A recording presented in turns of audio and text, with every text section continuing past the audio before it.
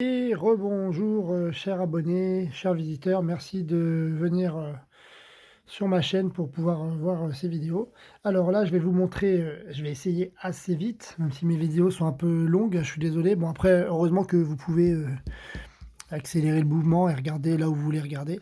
Je vais vous montrer comment changer les mèches. Alors je vais pas, vous faire une vidéo avec, tout le changement de toutes les mèches là, qu'il y a là-dedans.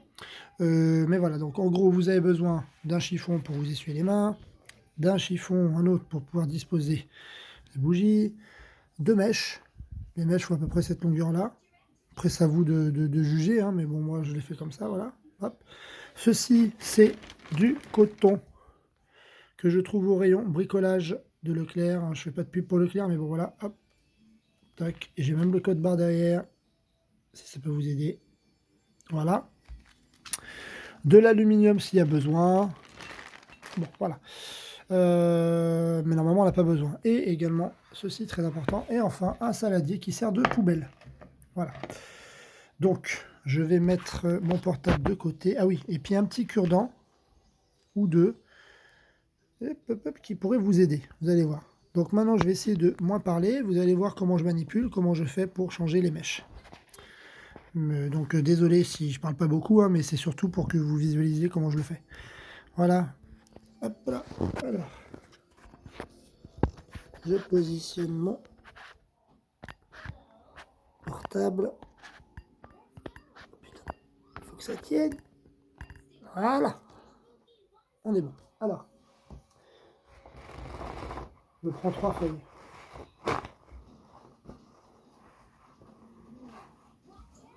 Hop. D'accord. Donc, prenez des gants si vous voulez pas vous huiler les doigts, hein.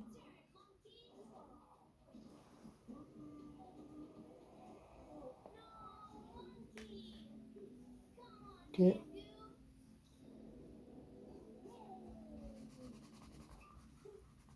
J'enlève le plus possible de crasse des deux côtés.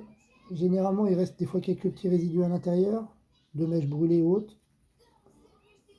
Voilà, avec le cure-dent, j'enlève tout, je remets bien mon aluminium. Cette bougie, même si l'aluminium est entamé, peut être réutilisée. Donc, je la mets là. Celle-là est beaucoup plus difficile. Donc là, on sent que ça a pas mal brûlé.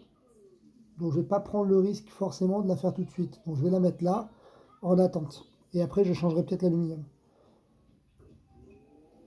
C'est là, nickel. Donc même chose. Je tire.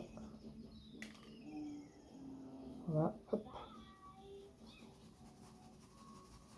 Un côté.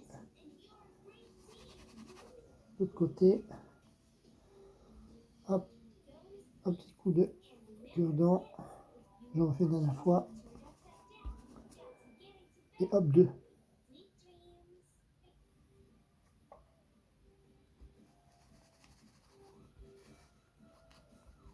Je vous en fais une dizaine, pas plus, hein. Comme ça, vous voyez comment ça se...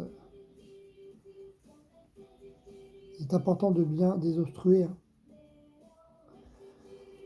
Donc pour ceux qui n'aiment pas l'huile, c'est compliqué, hein, parce qu'après on a les doigts huileux, et c'est pour ça que j'ai mon chiffon à côté. Boum. Donc sachez que quand vous arrivez à 6, ça fait déjà un chauffage d'appoint, une bougie qui va durer quand même plusieurs heures, normalement en principe, si vous la faites bien. Là, je vais m'arrêter à 6, hein, d'accord? Ça, vous avez vu le principe. Je tire l'arrière de la mèche. J'utilise mon sopalin.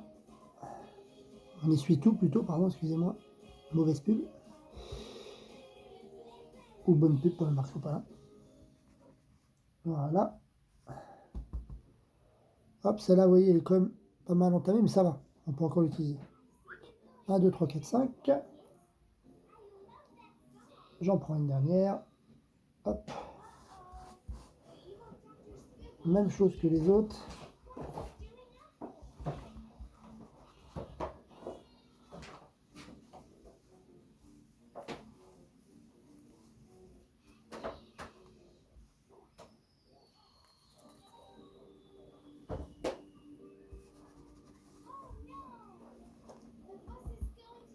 Voilà, je suis à 6. Là, mon chiffon, je le plie. Pour vraiment l'utiliser au maximum, je le plie avant de reprendre trois autres feuilles. Voilà, j'essaie d'être le plus possible économe. Maintenant, j'ai mes mèches que j'ai prédécoupées. Donc, je fais comme ceci. Boucle. Je tiens vers le haut. Je prends. Donc, je vais toujours utiliser ce côté-là pour pouvoir brûler. Donc, du coup, je mets de l'autre côté. Après, vous pouvez très bien l'inverser aussi. C'est possible pour l'utiliser au maximum avant de changer le papier alu. Et là, vous voyez, je fais ce mouvement de rotation. Elle va sortir. Alors, vous l'aidez des fois, hein.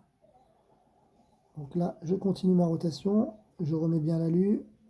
Hop, je sors la mèche. Très important. Voilà, s'il faut la mèche, je la re-rentre.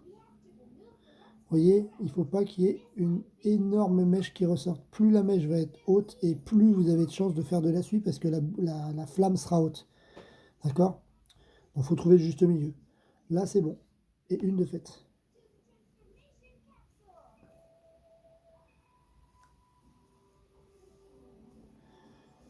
Je fais pareil. Des fois, on a un peu de mal, hein, mais bon, c'est pas grave. On reprend plusieurs fois s'il faut. Voilà. Ça reste du liège, hein, avec... Vous voyez, en faisant un sorte de mouvement de rotation, la mèche sort quasiment toute seule. Vous n'avez plus qu'à l'aider à finir. Voilà, ça m'en fait deux. Hop.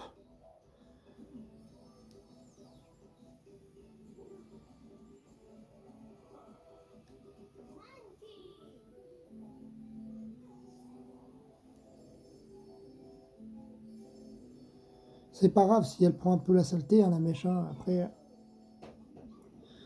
le principe, c'est qu'après, quand vous la mettez dans l'huile, vous attendez qu'elle s'imbibe d'huile. Et là, après, vous pouvez lancer la bougie. Seulement après qu'elle soit imbibée d'huile. Si vous la lancez, malheureusement, qu'elle n'est pas imbibée d'huile, elle va cramer direct. Hop. Ouais.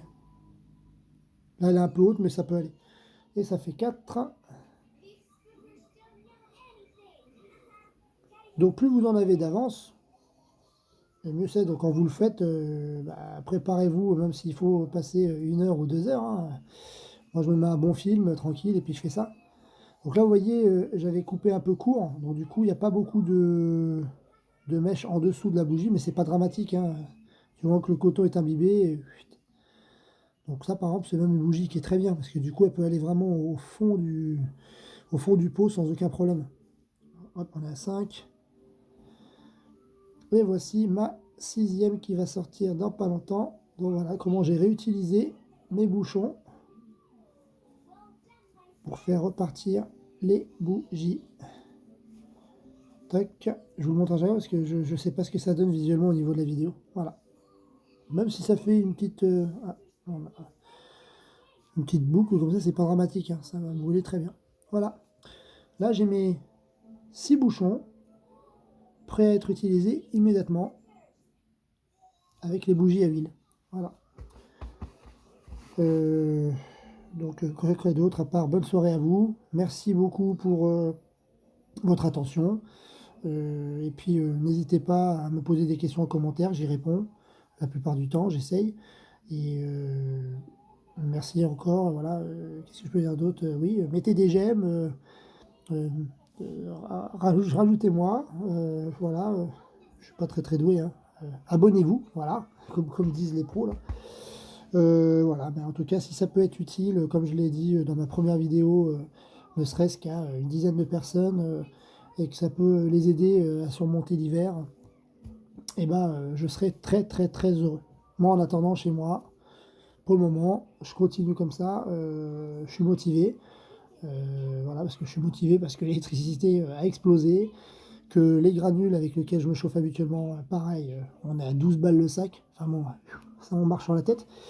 Donc, c'est pour ça que j'ai pris un peu les devants. Alors, au début, ma compagne, elle me prenait pour un gros fou. Et puis finalement, elle s'aperçoit que ça fonctionne.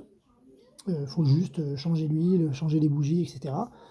Et puis, voilà, donc j'arrive à obtenir quand même une température qui est raisonnable dans l'appartement. On est tout le temps, même la nuit, hein, 21 4, 21 même, ça monte même des fois à 22.